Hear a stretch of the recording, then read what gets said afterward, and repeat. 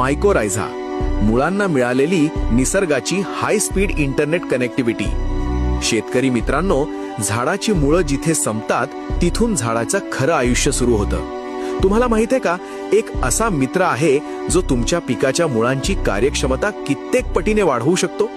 विज्ञानाच्या भाषेत याला म्हणतात मायकोरायझा. हे केवळ खत नाही, तर मुळांना मिळालेलं निसर्गाचं हाय स्पीड इंटरनेट आहे. मायकोरायझा ही एक उपयुक्त बुरशी आहे जी मुळांसोबत सहजीवन म्हणजेच सिम्बायोसिस जगते. जिथे झाडाची मुख्य मुळं पोहोचू शकत नाहीत तिथे मायकोरायझाचे सूक्ष्म तंतू पोहोचतात. हे तंतू जमिनीच्या कानाकोपऱ्यातून स्फुरद म्हणजेच फॉस्फरस आणि इतर सूक्ष्म अन्नद्रव्य शोषून थेट मुळांना पुरवतात. जमिनीतील खोल थरातील ओलावा खेचून आणण्याची ताकद या तंतूंमध्ये असते. मायकोरायझा जमिनीत काम करताना ग्लोमॅलिन नावाचा एक डिंकासारखा पदार्थ सोडतो.